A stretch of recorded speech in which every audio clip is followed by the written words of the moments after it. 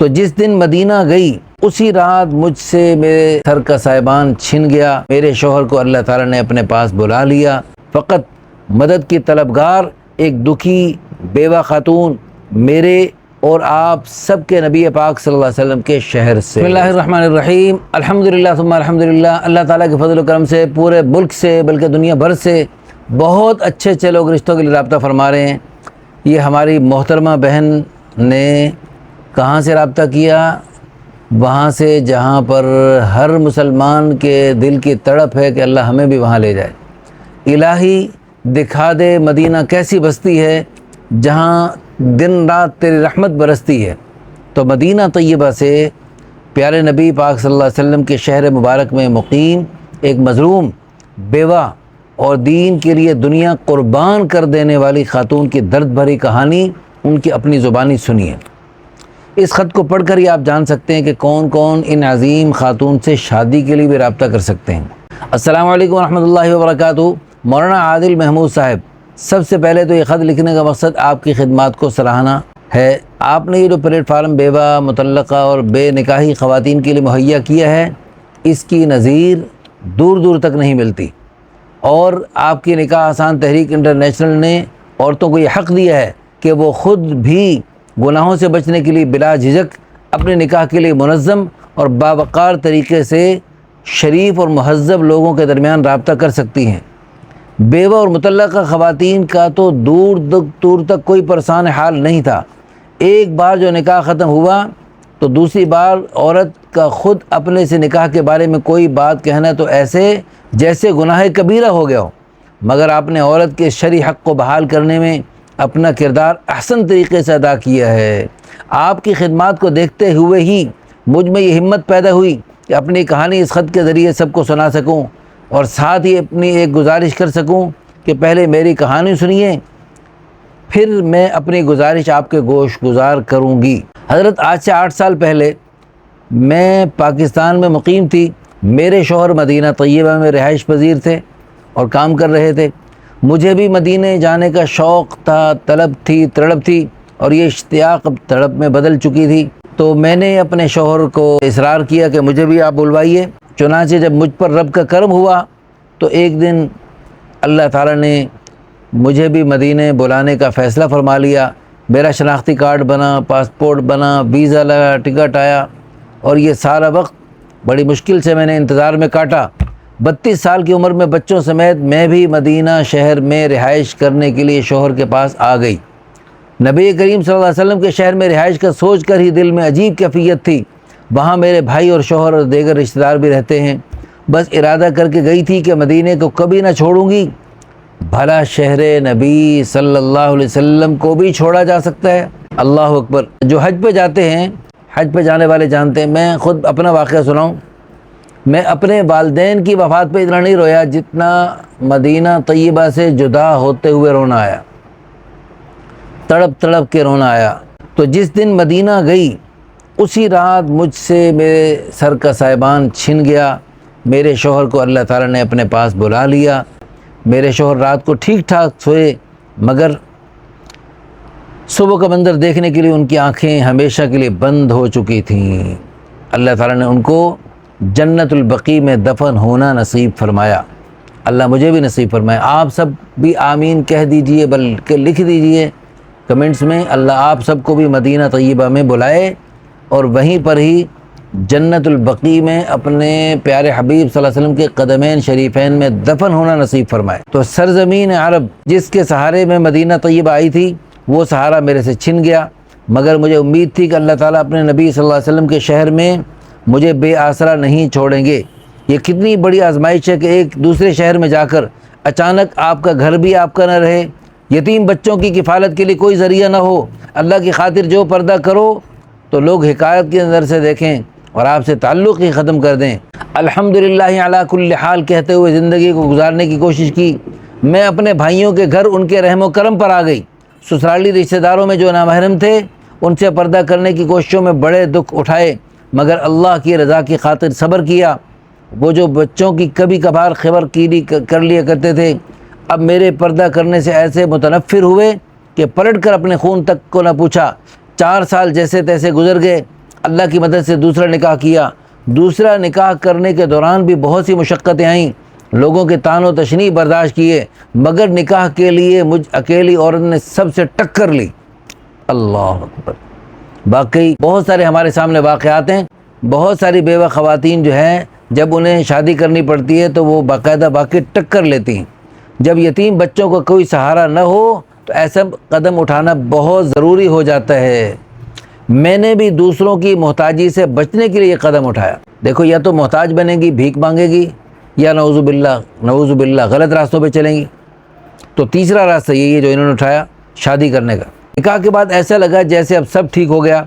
میرے خامند کے پاس نئے خامند کے بعد دنیا کی ہر نعمت تھی، بہترین رہائش، مدینہ طیبہ میں بہترین رہائش، اعلیٰ سواریاں، غرض زندگی گزارنے کے لیے جو سہولتیں میسر ہونی چاہیے وہ اعلیٰ درجے میں میرا مقدر بن گئی تھیں۔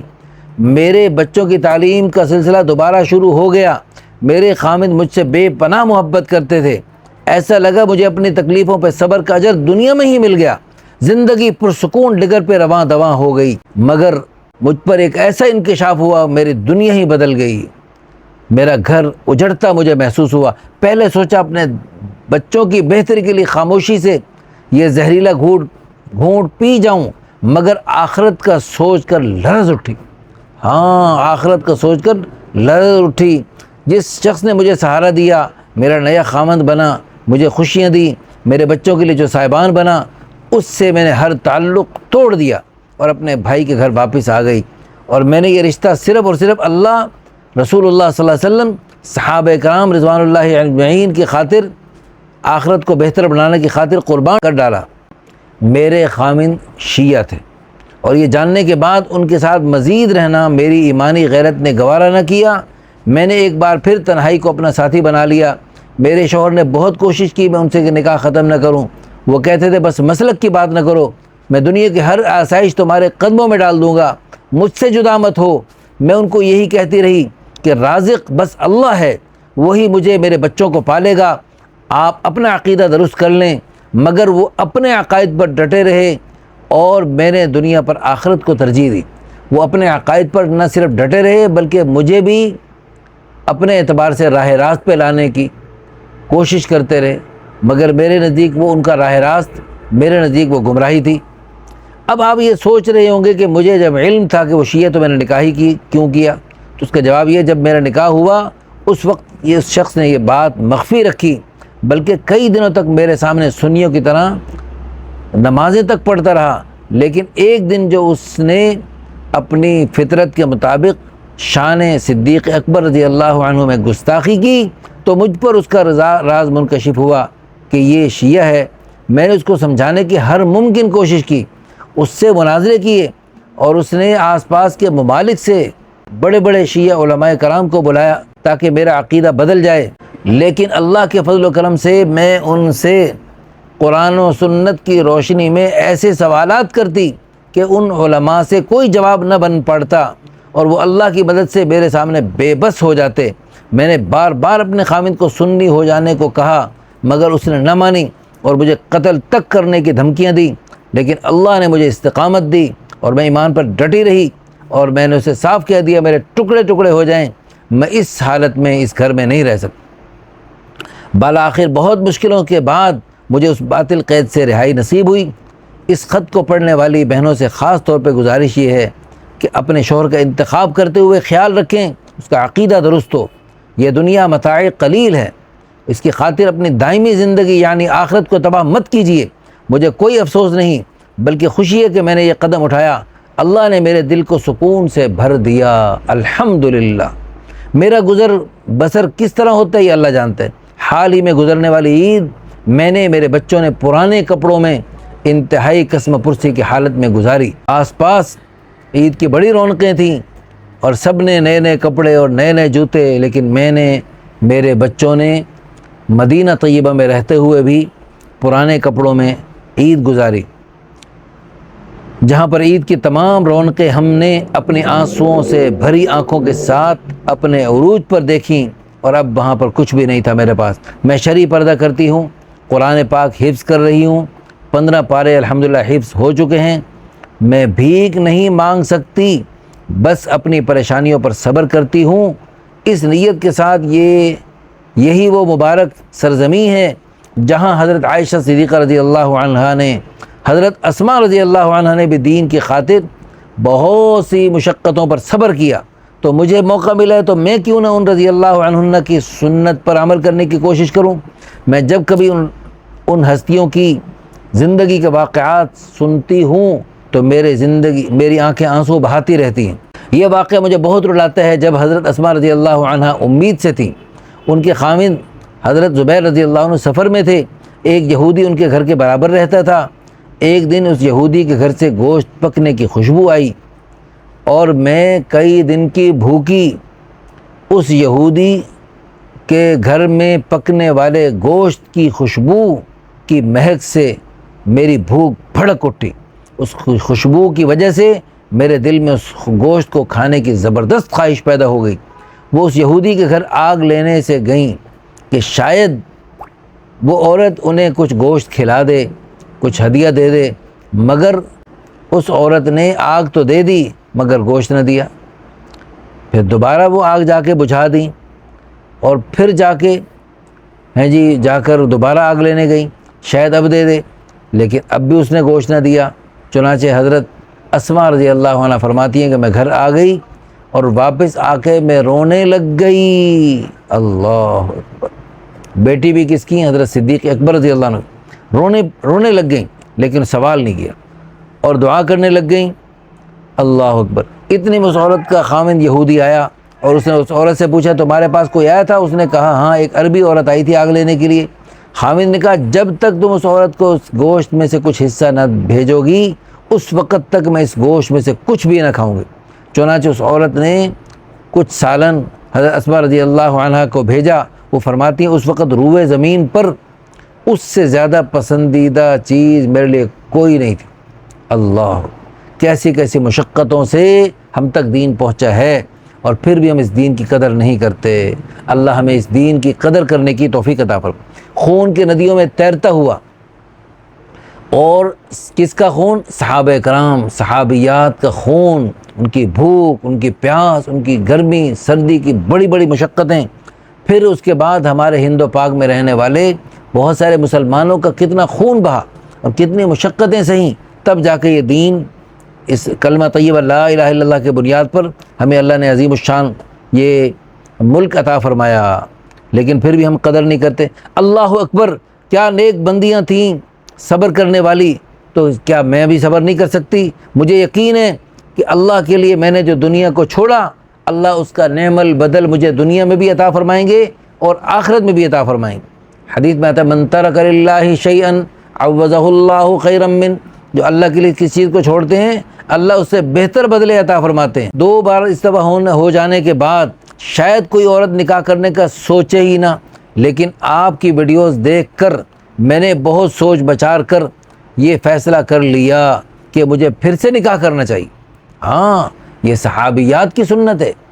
ایک صحابیہ، شوہر شہید ہو گئے، عدت پوری کرتے اگلا نکاح کیا، وہ بھی شہید ہو گئے، عدت پوری کرتے اگلا نکاح کیا، وہ بھی شہید ہو گئے، عدت پوری کرتے اگلا نکاح کیا۔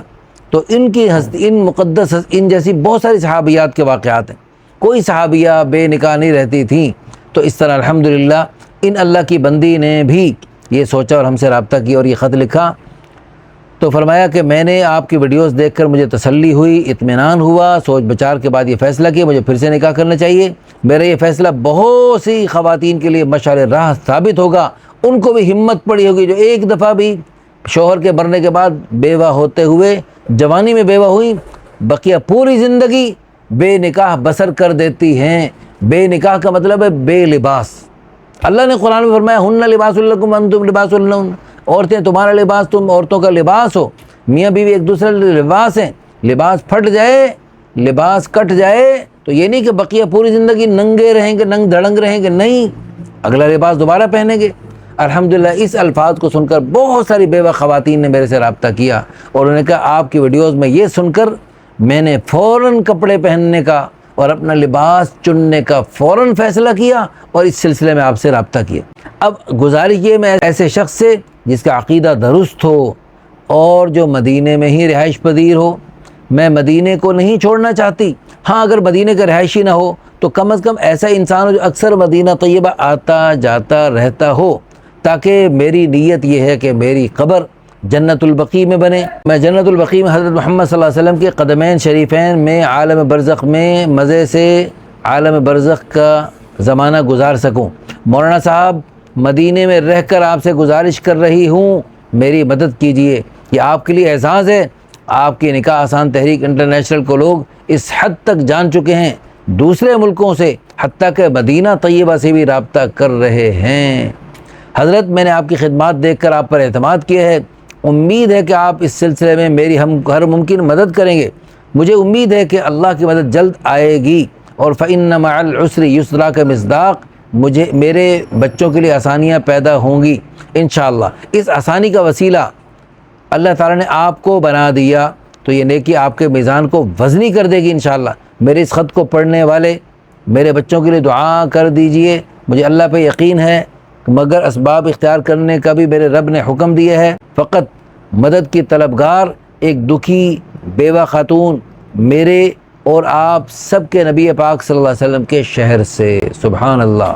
اچھا جی، آپ سب سے گزارش یہ ہے، اس ویڈیو کو اتنا شیئر کرو، اتنا شیئر کرو، اتنا شیئر کرو کہ ایک تو یہ ہماری بہن سے میں درخواست کروں گا، ان سے رابطہ رہتا ہے اکثر، ان سے میں درخواست کروں گا کہ یہ آپ سب کی طرف سے، اس ویڈیو کو شیئر کرنے والوں کی طرف سے، ہمارے چینل کو سبسکرائب کرنے والے کی طرف سے، اور ہمارے ادارے کا، ہمارے چینل کا کسی بھی اعتبار سے تعاون کرنے والوں کی طرف سے عقیدت اور محبت بھرا اور ادب کے ساتھ سلام رسول اللہ صلی اللہ علیہ وسلم کی خدمت اقدس میں پیش کریں گی، آپ صلی اللہ علیہ وسلم کے روضہ اطہر پہ جا کر، اور آپ صلی اللہ علیہ وسلم کی خدمت اقدس میں آپ سب کی شفاعت کی درخواست کریں گی انشاءاللہ ثم انشاءاللہ۔ آپ سے اس سلسلے میں گزارش یہ ہے کہ برائے مہربانی ہمارے چینل کو سبسکرائب بھی کیجئے، اور اس کو لائک بھی کیجئے، اور اچھے اچھے کمنٹس بھی کیجئے، اور اس محترمہ بہن کے لیے حوصلہ افزائی کے کلمات بھی کہہ دیجئے، وہ اس بہن تک پہنچ جائیں گے انشاءاللہ،